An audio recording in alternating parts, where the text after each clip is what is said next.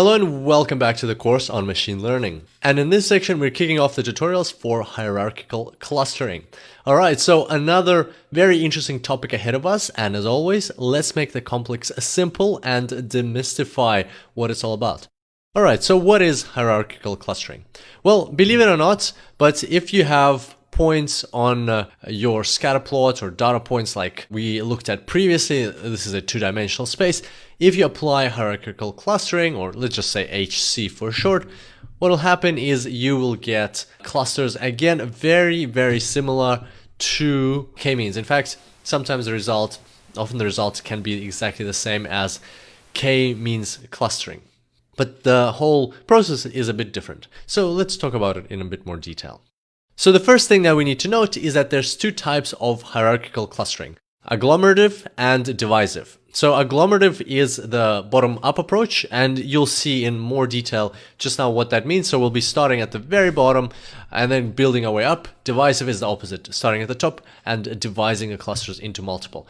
In this course, we'll be focusing on the agglomerative approach. The divisive, we'll mention it a bit just now when we're talking about the agglomerative, but it's basically the same thing, but the other way around. It's the reverse of the agglomerative. And if you like, you can definitely research more about the divisive approach. But for now, we're going to focus on the agglomerative one. All right, so the agglomerative hierarchical clustering. How does it work? Well, to start off, we're going to break it down into a step-by-step approach, and then we'll look at an example and manually perform the clustering. All right, so step one in HC is to make each data point a single point cluster. So that forms n clusters. So if you have n data points, your first step is to look at each one of them as an individual cluster. Then step two is to take the two closest data points and make them one cluster. So to combine them into one cluster, and that forms n-1 clusters.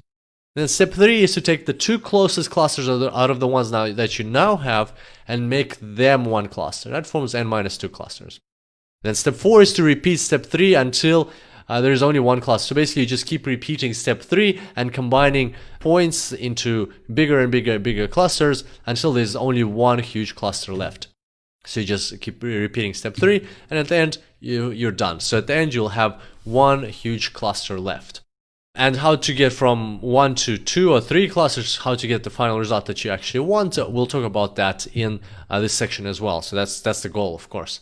But one thing that stands out here is the words closest clusters. Now, we've already talked about distances, and we mentioned Euclid, that you can use Euclidean distances or other distances, and that's totally fine when you're working with individual points. But here we're actually going a step even further, and we're talking about not just the proximity of points, but actually proximity of clusters. And this is something worth noting. So I'd like to pause here for a bit or like kind of step to the side and talk about the closeness of clusters and how you measure distance between clusters, because that can really affect your algorithm if you're using hierarchical clustering. So let's talk about that for a few minutes.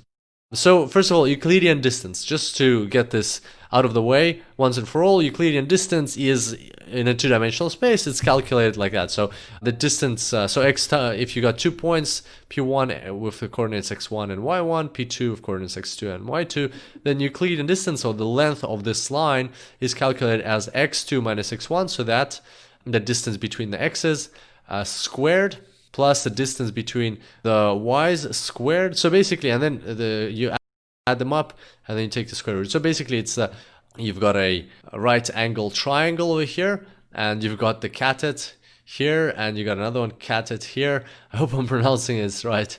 And then this is the hypotenuse, right? So that is how you calculate the distance between the 2 points. So it's basic geometry back from high school.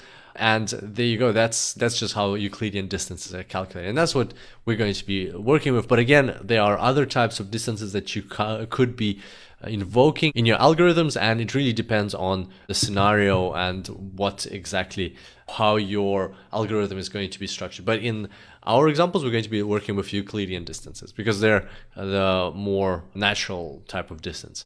And now let's talk about the distance between two clusters. So let's say you have two clusters, the red and the blue. How do you measure the distance between them? What is the definition of the distance between two clusters? It's not as obvious as it might sound at the start, because there can be a couple options. For instance, you can option one is just take the two closest points and measure that and call that the distance between the two clusters. Option 2 is actually take the two furthest points and call that the distance between two clusters. That's also a valid approach. Option 3, take the average. So take the average of all the distances between the different points in the cluster, so all the combinations of different points, and take the average of that distance. Option 4 is take the distance between the centroids. So find the centroids and find the distance between the centroids and call that the distance between the two clusters. So it's a very important part of hierarchical clustering, what you define as the distance between two clusters, because that can significantly impact the output of your algorithm. Now, we're not going to delve much deeper into this. It's just something to remember, to note, and based on your particular situation, whether it's a business problem or other type of data science problem, based on what exactly you think is the best approach, you're going to need to define that in your algorithm. So just keep that in mind, that for the hierarchical clustering algorithm, the distance between clusters is a crucial element, and you need to remember what exactly you're setting it to be, how you're defining it in your approach. All right, so we've talked about that. Now let's move back to our example. So we've already looked at the step-by-step rules, and I'm a big fan of a step-by-step approach. Now we have that step-by-step approach, and it might have seemed a bit overwhelming as always because we didn't have an example, but now we're going to have that example, and we're going to look at how to build those hierarchical clusters. So step 1, make each data point a single point cluster. That forms a 6 clusters. Let's have a look at that. You can see every single point is a separate cluster. Next, take the 2 closest data points and make them one cluster. We can see that these 2 points are the closest, so we're putting them together in one cluster. Now we have 5 clusters, 1, 2, 3, 4, and these 2 are one cluster. All right, step 3, take the 2 closest clusters out of the ones we had and turn them into one cluster. So out of the clusters we had, because remember, each point out of these 4, so if I go back here, each point here is a separate cluster, and this is a cluster. So now just measure the distances between clusters. And let's say in our example, we're going to be talking about the distance between clusters as the minimum distance. So that would be the distance between those 2 clusters. That would be the distance, that would be, and so on. So you measure all the distances between clusters, and you find out that these 2 are actually the closest clusters, and you combine them into one cluster. Next, you repeat step 3. So next, out of these clusters, out of 1, 2, 3, 4 clusters, so you can see we had 5, now we have 4. Every time you're reducing the number of clusters by 1. Out of these 4 clusters, which are the closest? Well, this seems as the closest cluster, so we're going to combine that. Now, out of these 3 clusters, which are the closest? Well, it looks like these 2 are. So you're combining them. And now we've only got 2 clusters left, so the last step would be to combine them because they are by default going to be the closest. So there we go. And so that is the end of our algorithm. That's how it converges. We've gone through the process of going from all points seen as an individual cluster, so each point is an individual cluster, to now we only have one cluster that combines all of the points. And so what's the purpose of all of this? What's the purpose of this exercise? The way the hierarchical clustering algorithm works is that it maintains a memory of how we went through this process. And that memory is stored in a dendrogram. And that's exactly what we're going to talk in the next tutorial. And once we've covered the dendrograms, it will make total sense why the hierarchical clustering algorithm does what it does and how it works. So hopefully you enjoyed today's tutorial. Can't wait to see you on the next one. Until then, enjoy machine learning.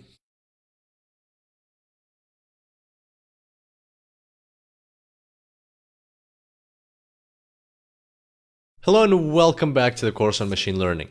In the previous tutorial, we talked about the hierarchical clustering, the intuition behind it and how it works, but at the same time we didn't quite understand what the whole purpose of HC was and what the benefit of it was. Yes, we went from a huge amount of clusters where every single point or data element was considered a cluster, and then to one big cluster, but as a result now we have one huge cluster. What's the point of all of it?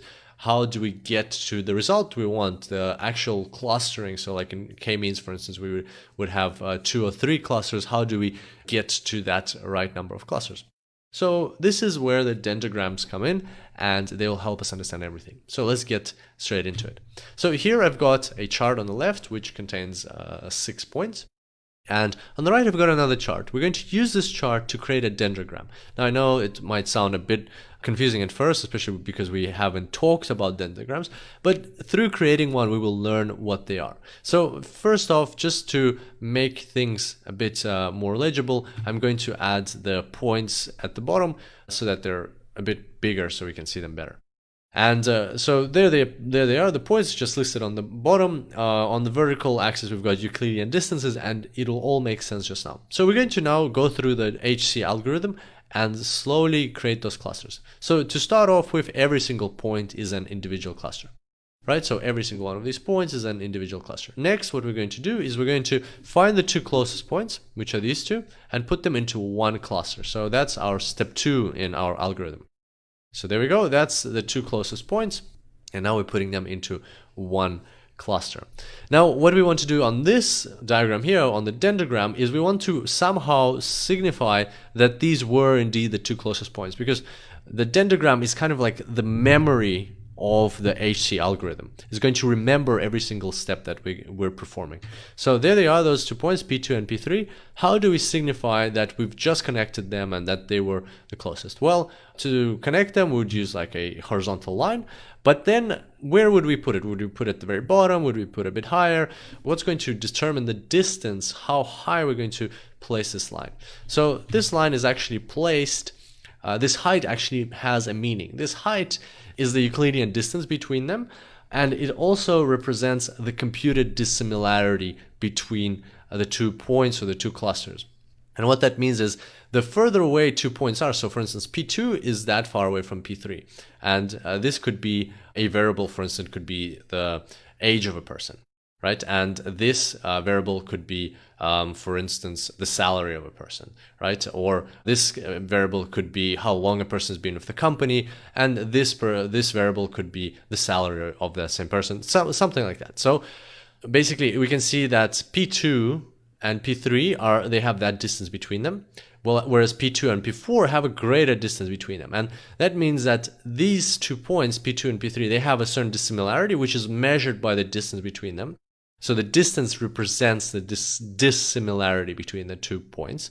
And P2 and P4 also have a dissimilarity, and it's greater because you can see that the distance is greater. So let's say if this was age and this was salary, these 2 points, even though they're not identical, they are less dissimilar in terms of age and salary than P2 and P4. And again, these variables are just arbitrary. I'm just calling out arbitrary variables. They could be anything else, and this data set could not be employees, it could be machines, it could be certain observations from nature, and pretty much anything.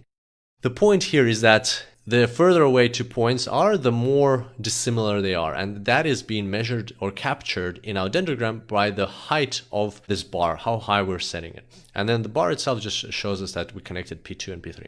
Alright, so that's our first step in the dendrogram. Next, we're going to move on, and we're going to proceed to the next step in our HC algorithm. We're going to perform step 3. So we're going to find the next 2 closest clusters and connect them. So here we've got each point out of these 4 is a cluster, and then we've got this cluster. Now we need to find the 2 closest out of all of them. And let's say, or from what we see, these 2 are the closest. So let's outline them. There we are, and so now they form their own cluster. Now we want to point that out in the dendrogram as well. So again, we're going to place this horizontal line. Again, how high do we place it? Do we place it higher or lower than this line? Well, we agreed that this vertical axis represents the Euclidean distance, and Euclidean distance represents the dissimilarity between 2 of our observations. So here we can see that P5 and P6, they're actually further apart than P2 and P3. And that is, of course, natural, because if P5 and P6 were closer, then in the previous step, we wouldn't have put P2 and P3 in one cluster. We would have put P5 and P6 in one cluster. Remember, we're always looking for the closest, and then we're moving on to the next step. So P2 and P3 were the closest, and that's why this distance is such. P5 and P6 are further apart from each other than P2 and P3, so the distance has to be greater. And that's why we're going to show that on the dendrogram. You can see that this bar is set higher. All right, and the next step is to, again, repeat step 3. So we're going to look among all of these clusters, which are the closest. So there we go. So this one was the closest. So I'm going to go back here. This cluster is closer to this cluster than to any other cluster, and pretty much out of all the distances between the clusters, this is the lowest. Again, a lot here is determined by how you measure distances. You can see that the distance between P4 and this cluster is quite close to this distance, but we're going to say that this distance is the lowest. All right, so what we do next is we combine these clusters into one cluster. Let's do that. There it is. So now we have one cluster. Now we need to represent that somehow here. So what we just did is we took this cluster that we have, P2 and P3, connected it with P1. So again, we're going to draw a line, and we're going to draw our vertical lines here again.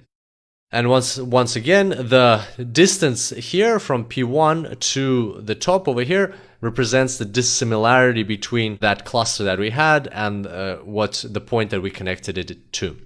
All right, so now let's connect, let's find what's the next step. Next step again is step 3, and we're going to look out of 1, 2, 3 clusters that we have, which are the closest? Well, obviously it's P4 and it's the closest to these. Again, there it is. We're expanding that cluster. Now we're going to represent on the dendrogram. As you can see, the line is about the same height as this previous line because the distance between P1 and this cluster was about the same as the distance between P4 and P5 and P6. Maybe this one was a bit greater. Sometimes it's hard to tell, and that's why we have algorithms. That's why machines do it for us. One of the reasons. That's what our dendrogram looks so far, and our final step is to combine these two remaining clusters because by default they are going to be the closest since there are no other clusters. So we're going to combine them and represent that on our dendrogram. So here the line is very high because the distance or the dissimilarity was very high between these two clusters. And there we go. So that is how we construct our dendrogram. Slowly from the bottom up, it's being constructed, and at the end we've got that one cluster. So all of this is one cluster. And that is what I mean when I say that the dendrogram contains the memory of the hierarchical clustering algorithm. So you can just by looking at the dendrogram understand in which order these clusters were formed. And here I've got an example. So this is the actual example generated by computer, generated by an algorithm showing us the hierarchical clustering. So we've got the points here and we've got the dendrogram over here. So this is what it actually looks like. All right, so now we know how dendrograms are constructed. In the next tutorial, we will learn how to use them to enhance our, or actually execute our hierarchical clustering algorithm. So there we go. Hope you enjoyed today's tutorial. I look forward to seeing you next time. And until then, enjoy machine learning.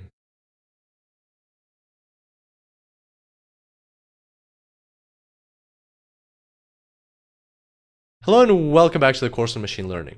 We've already talked about hierarchical clustering and how the algorithm works. Also, we talked about dendrograms and how they are constructed. Today, we're going to put the two together and learn how to get the maximum value out of our hierarchical clustering algorithms. So let's get straight into it.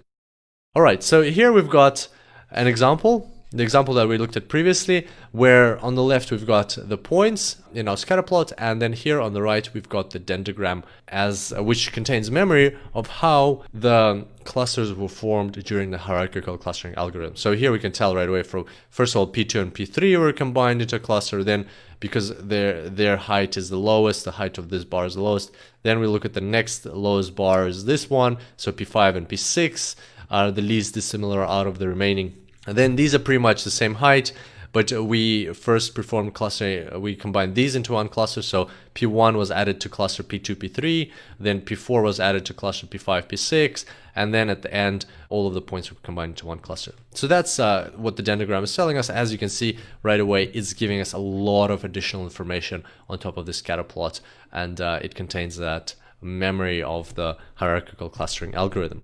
So how do we use this dendrogram to understand how to best execute or get the most value out of the HC? So let's have a look. What we need to do with the dendrogram, or what we can do, is look at horizontal levels and set thresholds. So we can set height thresholds or distance thresholds, or also called dissimilarity thresholds, because this vertical axis measures the Euclidean distance between points, which also represents the dissimilarity between them, or points, or clusters. So what we can do is set a threshold for our dissimilarity, and we can say that we don't want dissimilarity to be greater than this level. So again, it doesn't matter what the absolute value is, it matters what the relative value is and how it looks on this image. So we're setting the dissimilarity threshold, and we're saying that anything, if we come across clusters that are above this threshold, so we don't want within a cluster to have dissimilarity above this threshold. So what that'll do is it'll give us two clusters. Let's have a look at them. There's our first cluster and there's our second cluster, and that makes sense. So what that is telling us is that within each one of these clusters, the dissimilarity is always less than our threshold. So let's say we've got some values here. Let's say this is 1.5, this is 2.0. So let's say we want to set the threshold at 1.7, and what this is doing is it is not allowing any clusters that would have dissimilarity of greater than 1.7 within them. And as you can see from the dendrogram, we can tell that everything below that level, this cluster and this cluster, they don't have dissimilarity of 1.7 because dissimilarity is represented by these vertical lines. And that's how the concept of thresholding works. And the interesting part about dendrograms is you can quickly tell how many clusters you will have at a certain threshold by just looking at how many vertical lines this horizontal threshold actually crosses. So here you can see it crosses 2 vertical lines. That means we will have 2 clusters. It will be this cluster with all these points, P1, P2, P3, and this cluster P4, P5, P6. All right, so let's have a look at another example. Let's have a look at an example where we put the threshold at this level. So somewhere just below where we combined, as you remember, we had P5, P6 in one cluster, P2, P3 in one cluster, P4 by itself, P1 by itself, and then we combined P1 with this cluster, P4 with this cluster. So let's say we're setting the threshold at just before that level of dissimilarity, which allowed us to combine P1 with this cluster and P4 with this cluster. So what that will do is it will give us a certain number of clusters. So can you tell just by looking at the dendrogram how many clusters we'll have? Exactly correct. We're going to have 4 clusters because it crosses 4 vertical lines. 1, 2, 3, 4, right? So we're going to have a cluster P1, cluster with P2 and P3, cluster with P4, cluster with P5 and P6. Let's have a look. 4 clusters, and there they are. So that is what we're going to get if we set the dissimilarity or distance threshold at that level. Let's try another one. Let's say we want to set our dissimilarity threshold very low at 0.3, meaning that we don't want clusters that have any points within them that have dissimilarity greater than this threshold. So we're not going to allow any clusters like that. And the interesting part here is that we're actually setting the threshold below our very first cluster that we created over here, P2 and P3. So we're not even going to allow P2 and P3 to be combined in one cluster. We're going to say that dissimilarity level, that distance between them is too great, too high. We don't think that based on our business knowledge or based on our other internal research or external research, that we don't think that any points with dissimilarity greater than this level should be combined into a cluster. It just doesn't make sense from a business perspective, from a perspective of knowledge about what this data set is about. And what that will do is it will create 6 clusters because we cross 6 lines, 1, 2, 3, 4, 5, 6, and there they are. Every single point will be in its own cluster. As you can see, we've got 6 clusters.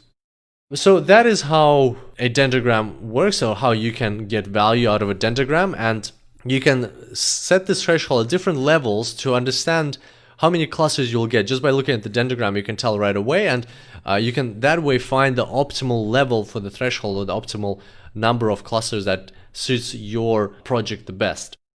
So, but how do you find the actual, not just an optimal number of clusters that you think is optimal? What is the dendrogram giving us any ideas about the optimal number of clusters? What can we tell from the dendrogram that might be a good guide for us to select the optimal number of clusters?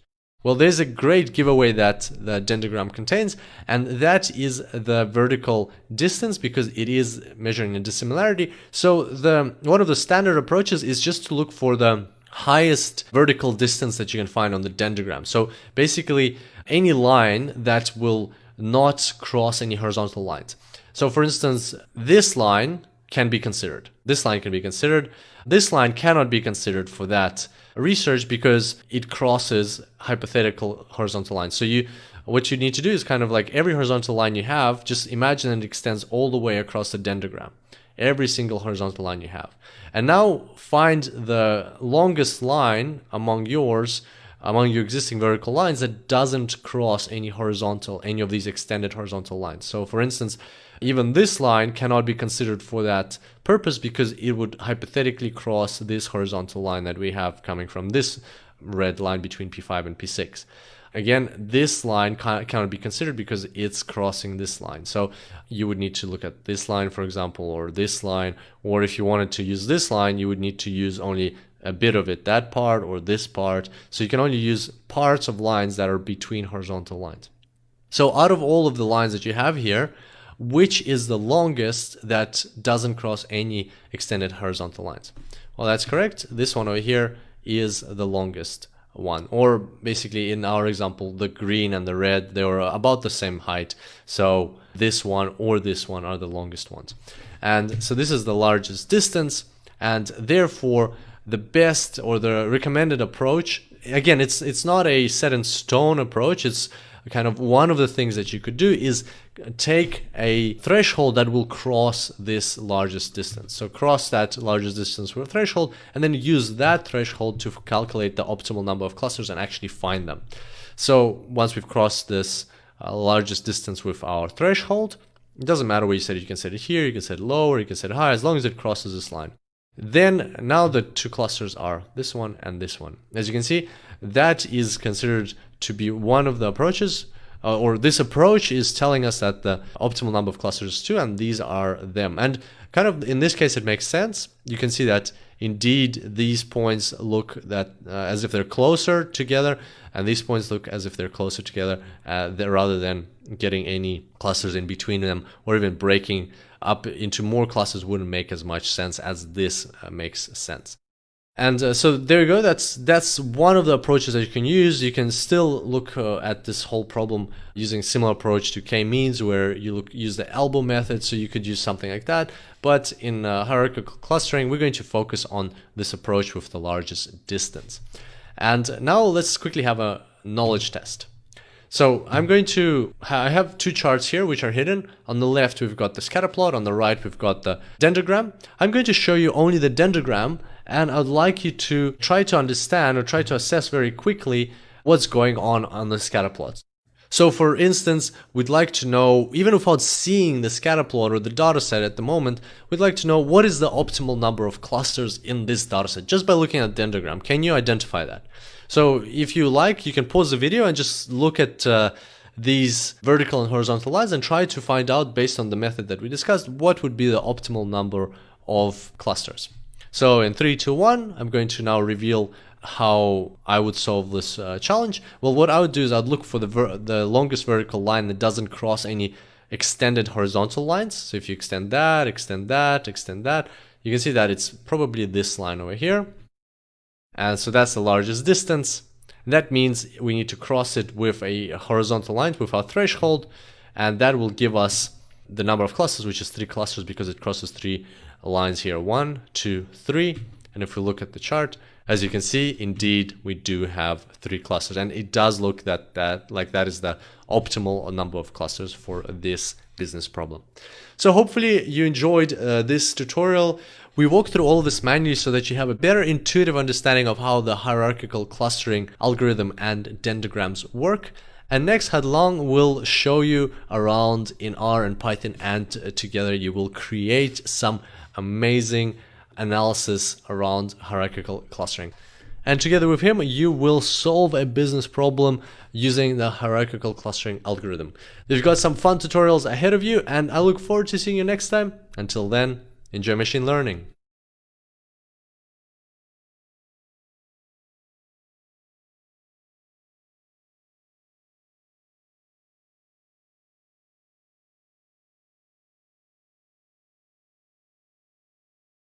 Hello my friends and welcome to this new practical activity where we're going to build together this time the hierarchical clustering algorithm. And the case study for this model will be the same as for k-means because the purpose of hierarchical clustering is to give you an extra clustering model to compare to k-means so that you can at least have two clustering models in your toolkit for clustering, and therefore we're going to work on the exact same data set, same problem, that model trying to understand better its customers by finding some patterns which are clusters in the data. Alright, so let's do this. First, let's make sure everyone here is on the same page. I give you the link to this folder containing the whole structure of the course with all the codes and datasets in the previous articles. Make sure to connect to it. And now we're all going to go into part 4, clustering, to this time tackle the hierarchical clustering model. And we're going to start with Python as usual. Alright, so as I've just told you, we're going to work on the same dataset, mul customers, right, where each row corresponds to a customer, and for each of these customers, well, the mul gathered some info like the customer ID, the jar, male or female, the age, the annual income, and the spending score. And we're actually going to work only with these two features, the annual income and the spending score, to identify these clusters, but this time with hierarchical clustering. Alright, so exactly the same, and therefore let's proceed directly to the implementation. And you have each of these right customers, hierarchical clustering.ipynb, which you can open with either Google Collaboratory, as we're about to do, or if you don't like Google Collaboratory, you can open it with Jupyter Notebook. Alright, so choose your favorite IDE, and for Google Collaboratory lovers, well, follow me here to open this implementation in Google Colab. Alright, so right now it is loading the notebook, laying out the notebook, and there we go. So that's the hierarchical clustering implementation. As you can see, it follows the exact same structure as k-means. We first import the libraries, we then import the dataset exactly the same way as how we did for k-means. We select these two columns of index 3 and 4, which corresponds of course to the annual salary and the spending score. So exactly the same, we won't re-implement this together. And then this time, instead of using the elbow method, like with k-means, well, we're going to use the dendrogram to find the optimal number of clusters. And I will explain not only the implementation, we will re-implement this together, and also I will explain how to find that optimal number of clusters in this graph. And finally, we will train the hierarchical clustering model on the dataset using the agglomerative clustering class. And finally, we will visualize the clusters exactly the same way as what we did with k-means. And actually here the code is exactly the same. The only thing that changes is the name of that dependent variable which we create, right? Because still with hierarchical clustering, we're going to create that dependent variable, but this time instead of calling it yk-means as we did for k-means, we're calling it simply yhc. And therefore here it's exactly the same code with only that different name for that created dependent variable. So we won't re-implement this either, we'll just keep the code, and therefore there we go, we're only going to re-implement two cells, which is this one, to build the dendrogram and figure out that optimal number of clusters, and to build the hierarchical clustering model and train it on the whole dataset. Are you ready? Let's do this. And in order to do this, we have to create a copy of this notebook because this is in read-only mode. And therefore, we're going to go to File here and then click Save a Copy in Drive to indeed create a copy of this notebook. Perfect. All right. So there we go, that's our copy. Now we can modify it, now we can re-implement it, but as we've just said, we won't re-implement everything, we will just re-implement these two cells here. First, the dendrogram, how to build it and how to read it, and then of course, well, how to build the hierarchical clustering model on the dataset. And then we keep the other cells because they're exactly the same as in k-means. And if you want, let's just, remove this so that we don't see the final result. And perfect now, all right? All you see here is exactly the same as with k-means. The only thing that will change are these two cells, which we will re-implement together. Okay, perfect. So First step, let's just execute these two first cells here. And to do this, we need, of course, to upload the dataset. So let's click this folder here. Now it is connecting to a runtime to enable file browsing, in your computer, in your machine. And in a second, we should see the upload button. There we go, upload. And well, I'm already in the k-means folder, but let me show you again the whole path. So that's the folder you were given at the beginning of each section, including this one, hierarchical clustering, which you could download on your machine. So I hope you have it right now. Otherwise, you would just need to go back to the previous article. And now we're all going to go inside. Then we're going to go to part 4, of course. Then section 25, hierarchical clustering. Then Python. And then there we go, molcustomers.csv. This will upload the dataset into the notebook. And so now we can run these two first cells, first importing the libraries. And now that we have pandas, we can import the dataset, which at the same time creates this matrix of two features containing only, let's see in the dataset, containing only the annual income and the spending score. In other words, X is just these two columns here with all the rows. Okay?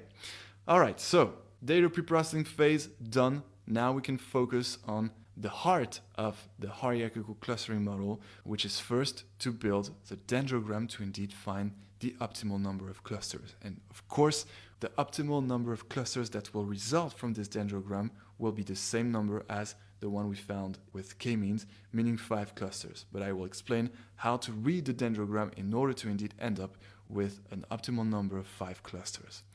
All right, so that was the introduction. And as you know, I like to take it step by step. So we will implement that next step of building the dendrogram in the next tutorial. So get ready, and until then, enjoy machine learning.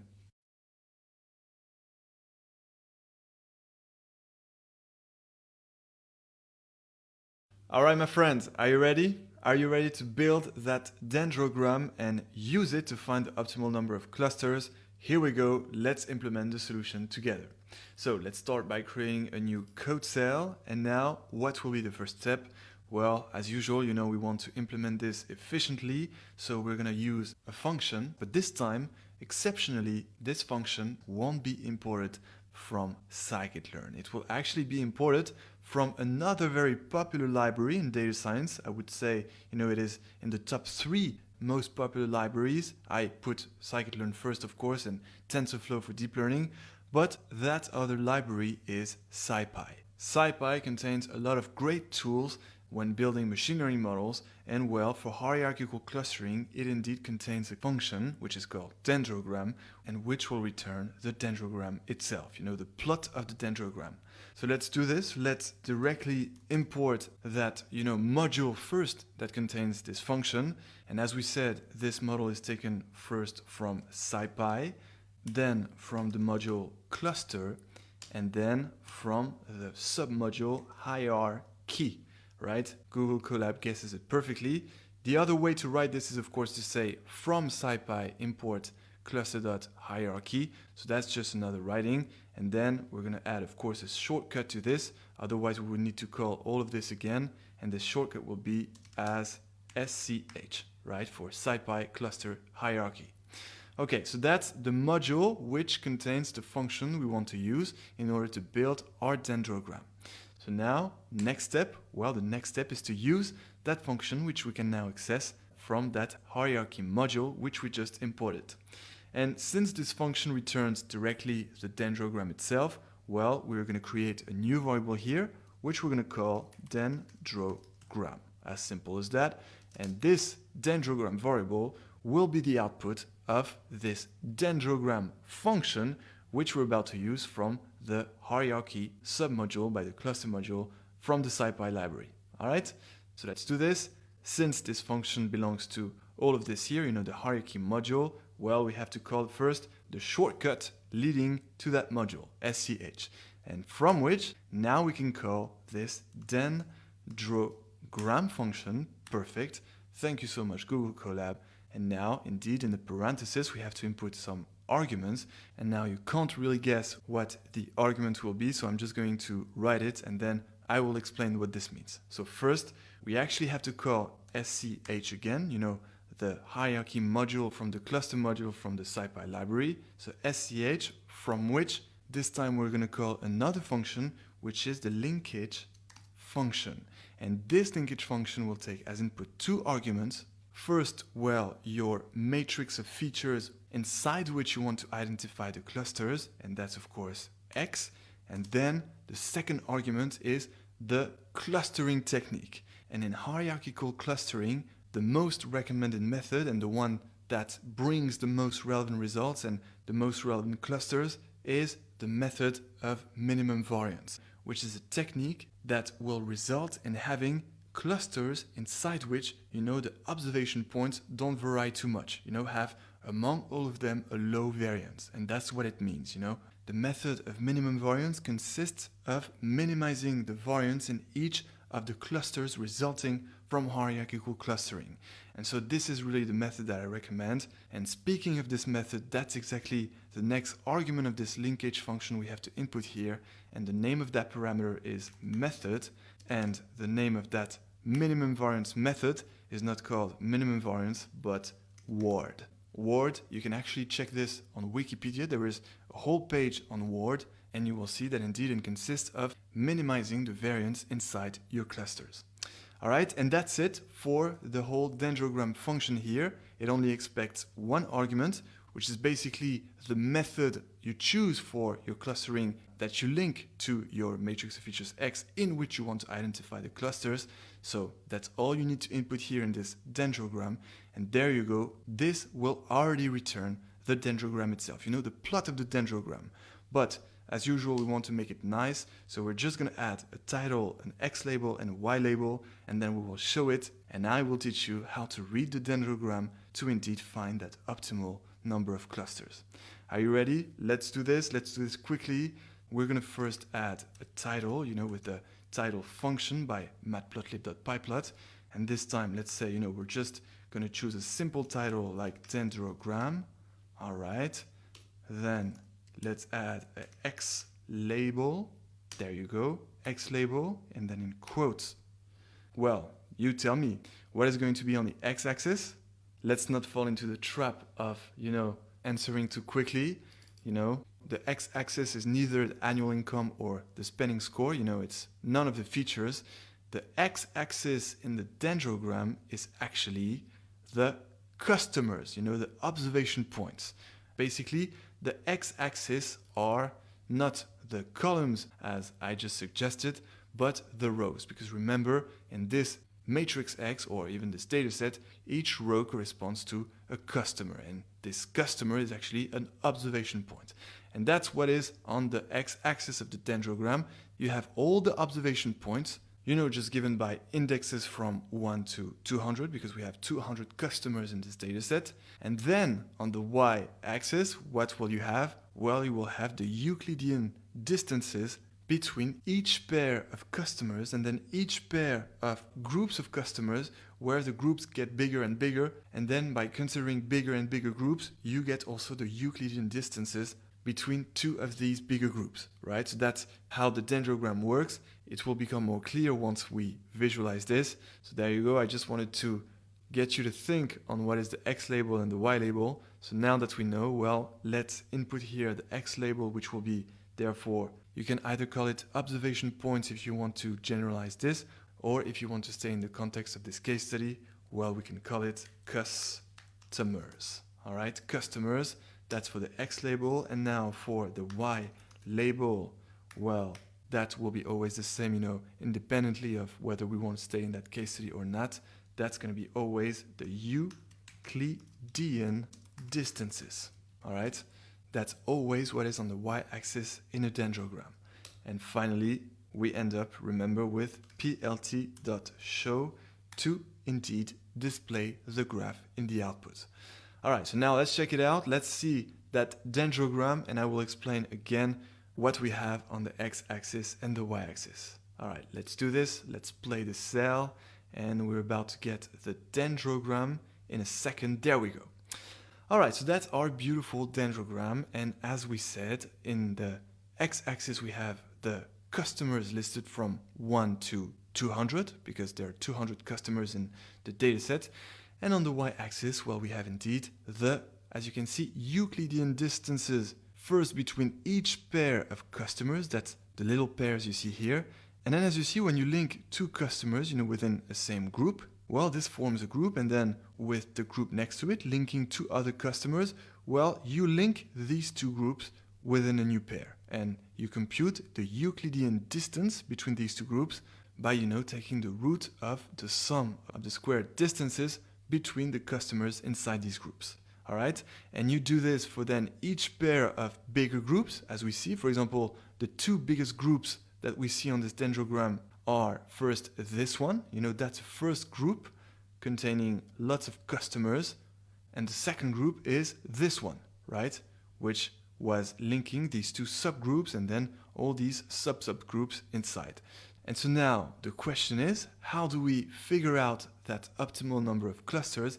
Well, it's super simple, and to show you this, I will actually click these three dots here to view the output in full screen, but then that's still not enough. What I would like to do is now save image as.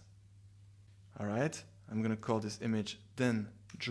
I'm going to save it, and now we're going to go onto my desktop, which is right here. Yes, I'm recording at night, and here is the dendrogram. So let's see if we can zoom better now.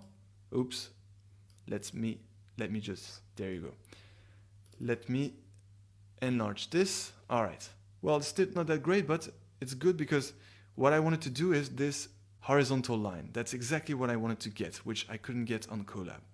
And the reason why I wanted to get this horizontal line is because it is what will help us figure out the optimal number of clusters. Because very simply, on a dendrogram, the optimal number of clusters can be found where you have the largest distance you can move vertically without touching one of these horizontal bar. By horizontal bar, this is a first horizontal bar, then this is the second horizontal bar, the third horizontal bar, fourth horizontal bar, and then, this one is the next one, horizontal bar, etc.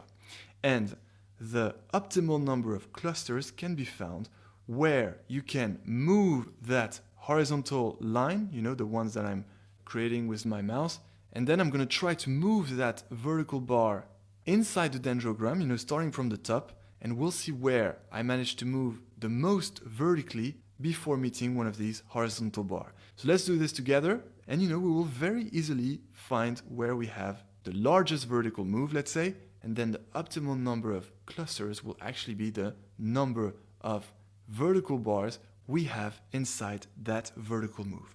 All right, so let's start from the top. We have to start from the top.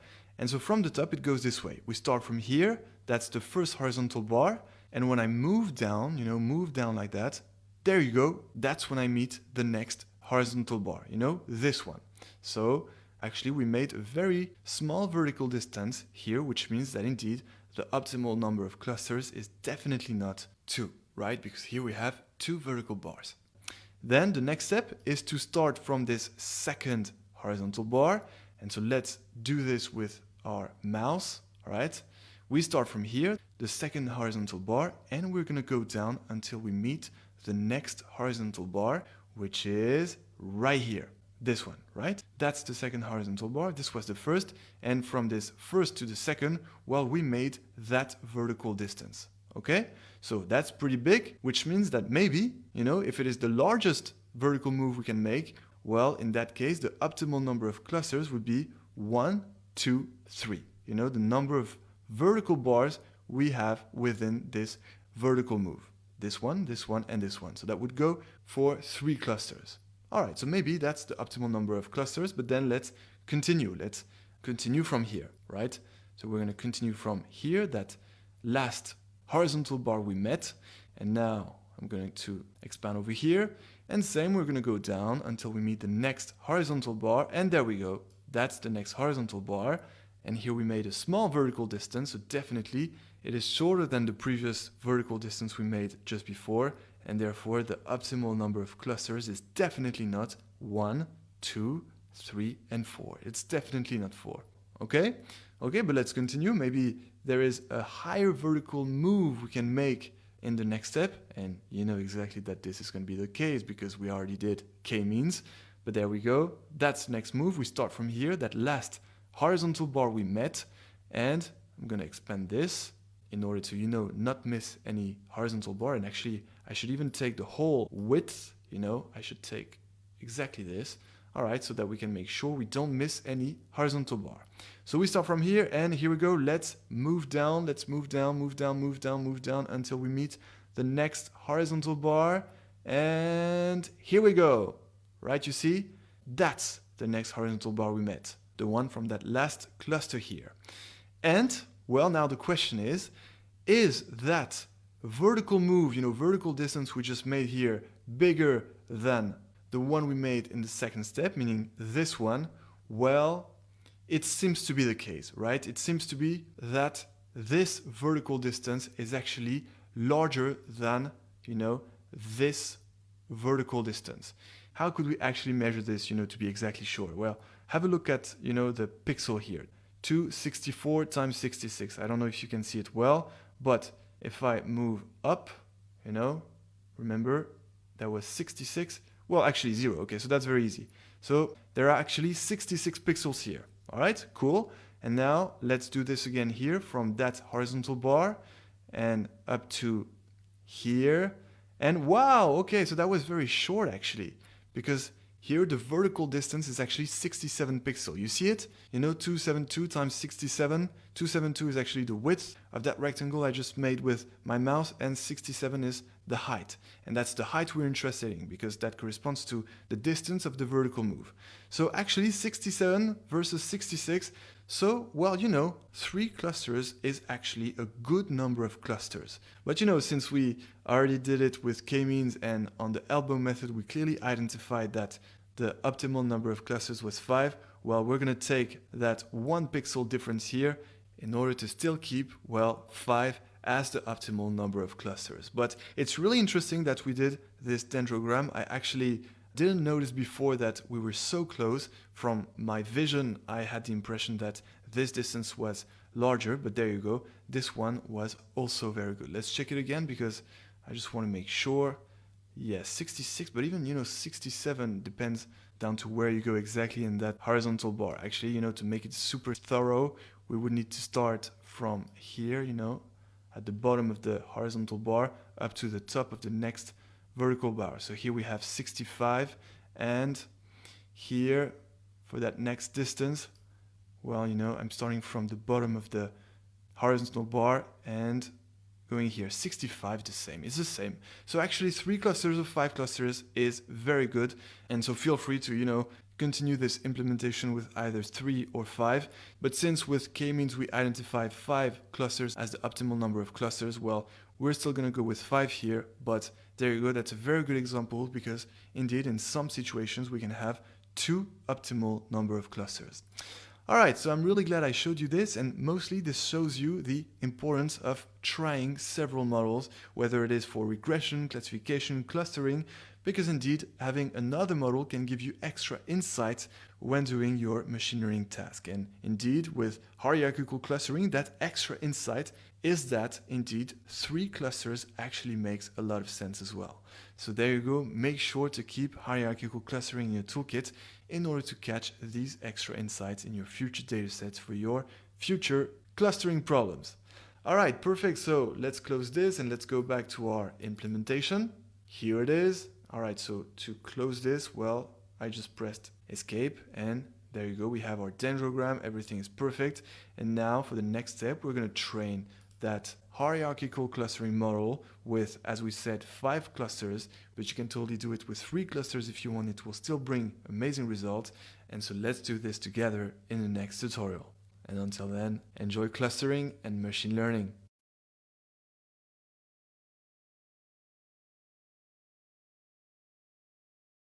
Hello my friends, alright, are you ready for that last tutorial of the hierarchical clustering implementation?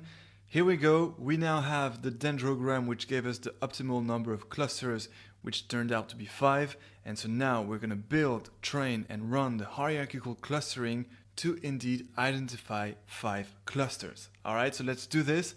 Let's create a new code cell here to build, train, and run this hierarchical clustering model.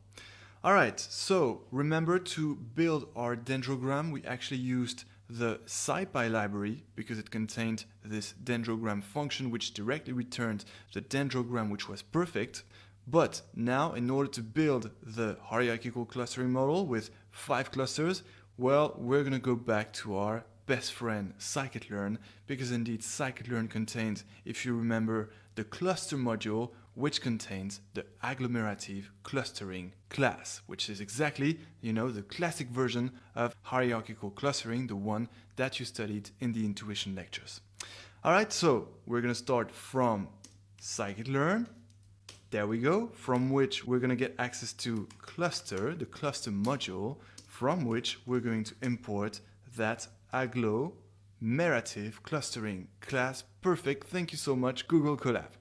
Alright, now the next natural step, as usual, as most of the time, is to create an object or an instance of this class. And we're going to call it HC, because this object will be nothing else than the hierarchical clustering model itself, with all its algorithm inside. So HC, and therefore now we're going to call that class to indeed create an instance of this class, and then adding some parentheses, and now let's see what we have to input. Alright, so can you guess the first parameter? It's pretty obvious, it's actually the same as in the k-means class.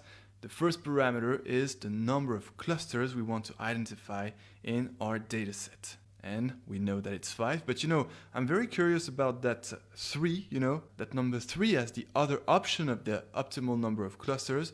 So, we'll try that at the end. We will see what we get. But let's start first with n clusters equals 5. All right, 5 clusters. And now we need to add 2 more arguments. The second one is affinity, which is simply the type of distance that will be computed in order to measure the variance within your clusters, because then you're going to see that we will use again this word method which corresponds to the minimization of the variance within your clusters. So for affinity here, we're going to choose, the Euclidean distance, and that last parameter that we need to add is of course that method. But this time the name of the parameter is not method, it is directly linkage. Alright, and so linkage here should be equal, there are several options, but the one we recommend is the word method, which corresponds to the minimum variance method. Alright, and that's it. So now we have our hierarchical clustering model, but of course it is not yet trained or fitted to the dataset, and so that's exactly our next step here. But remember that at the same time we want to create this dependent variable which contains for each customer the future class they will belong to, the future cluster they will belong to. And therefore, instead of only using the fit method, which usually trains your machine learning models on your dataset, we're going to use the fit predict method, which will not only train your hierarchical clustering model on your dataset, but also will create at the same time this dependent variable containing for each of the customers the cluster they belong to. Alright? And speaking of this future created dependent variable, we're going to introduce here a new variable, which we're going to call y_hc. And this is exactly, that dependent variable you see here with the 5 clusters. Alright, so yhc, and let's go back. That yhc variable, will be equal to what is returned by this fit predict method, not only training the hierarchical clustering model on the dataset, but also returning the clusters to which each customer belongs to. Alright, and therefore what we have to do here is just take our HC object, because that's from this object that we have to call this fit_predict method. And inside we of course input x. Just x, right? Because we just need to connect, we just need to fit our HC object, our hierarchical clustering model, to the dataset, which is exactly x, but only, remember, containing the 2 last features, the annual income and the spending score. Alright, so exactly the same as with k-means. Okay, and that's it. Once again, thanks to our best friend scikit-learn, in only 3 lines of code, we build, train, and run the hierarchical clustering model to identify 5 clusters. So let's do this. Let's run this cell and done. We have our model and it is already trained. So now let's actually do a little print to see, that created dependent variable YHC. And let's play the cell and we'll see what we get. All right, so remember that the cluster numbers don't go from 1 to 5, but from 0 to 4, because indexes in Python start from 0. So let's see, let's open this again. What these numbers mean is that, well, the first customer ID number 1, belongs to the last cluster, cluster number 5. Then the second customer belongs to cluster number 4. Third customer belongs to cluster number 5, or cluster of index 4 as you want.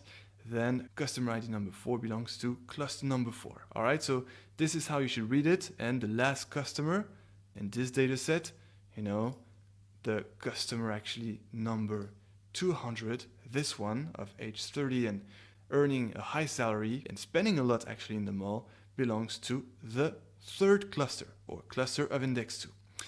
All right, so that's how you should read it. And now let's visualize the final clusters, now that we have this dependent variable that we just created through the hierarchical clustering process. And so there you go. I'm going to close this. We're going to run that cell to indeed find actually, the same clusters as with k-means. With, remember, this cluster representing the customers that earn a low salary and don't spend much in the mall, and therefore we should just not target them too much because we want to be socially responsible and don't push them to consume too much, right?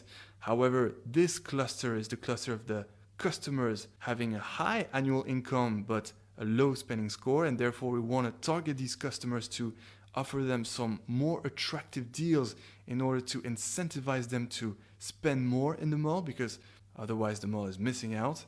Then this cluster is the cluster of customers having a low annual income but a high spending score, and therefore with these customers, you want to be the maximum socially responsible and maybe protect them from spending too much and potentially more than they could afford. So to these customers, we, for example, want to reduce any kind of advertising. Then we have this cluster, which is the best cluster, the one we want to target the most, because it is the cluster of the customers having a high annual income and at the same time spending a lot. So we definitely want to target these customers to, offer them the new products, the new deals, because we know that we have a high chance to have a high conversion rates with them. All right. And then we have this cluster, which is the average cluster, average annual income and average spending score. And for this cluster, well, we don't have much specific to do. All right. So these are the same 5 clusters as with k-means, but now I'm very curious to see what we get with 3 clusters, and therefore what we're going to do is try now n clusters equal 3 here, but then be careful, we need to actually remove 2 lines here when visualizing the clusters, because each scatter plot here corresponds to 1 cluster, and therefore now, since we're about to have 3 clusters, well, we need to remove 2 clusters here. So we're going to remove cluster 4 and cluster 5. All right, and therefore we're just going to end up with cluster 1, cluster 2, and cluster 3 of colors red, blue, and green. All right, so let's just run this again. We can leave the previous cells and just rerun this one to indeed get a new hierarchical clustering model, this time identifying 3 clusters. We can print this again in order to get the new dependent variable with this time indeed 3 clusters, the cluster of index 0, which seems to contain most of the first customers, then the cluster of index 1, the second cluster, and the cluster of index 2, the third cluster. Okay, and now I'm really curious to see what we get when visualizing the cluster. So here we go. We just have to play the cell again and let's see what we get. All right, okay, so yeah, really 5 clusters was actually a better number, because here with 3 clusters, well, the model just put all these customers, actually the low income customers with both a low spending score or high spending score into a same cluster, also taking the average one. And then we have these 2 other clusters, the high spending score with the high annual income and the low spending score with the high annual income. And these still actually make some sense, because remember that the clusters of customers that we really want to target after all are this one and this one. And this, is something we don't really want to target, but maybe protect, as per our social responsibility. So this actually still makes kind of sense. And we indeed end up with the same focus of targeting these two important customers that can boost indeed the sales. All right, so that was very interesting. I didn't expect actually to show you the result with 3 clusters. I was just curious to see, and that's very interesting because indeed we end up with kind of the same final marketing decisions of targeting our customers. All right, so I hope you enjoyed clustering, and I hope you are convinced that indeed you should have these 2 clustering models, k-means and hierarchical clustering, because indeed by trying the 2 you can get some extra insights, which is exactly what happened here when building hierarchical clustering, with which we got this extra insight of trying the model with 3 clusters. And so if by any chance you're wondering which model should I choose between k-means and hierarchical clustering, well, just run the 2, it would just take a few minutes, and let's see if you get the same optimal number of clusters, and if not, well, you can try the 2 options. If you get 2 optimal numbers of clusters between which you hesitate, you try the 2, and then you get the final insights to help you make the right decision in the end. All right, so good for clustering. Now we're going to move on to the next part 5 on association rule learning. It's going to be pretty exciting. We're going to work on 2 new models, a priori and ECLA. And so I will either meet you in this next part, or if you want to learn R as well, I will meet you in the next section to build the hierarchical clustering model in R. And either way, I look forward to building another model with you. And until then, enjoy machine learning.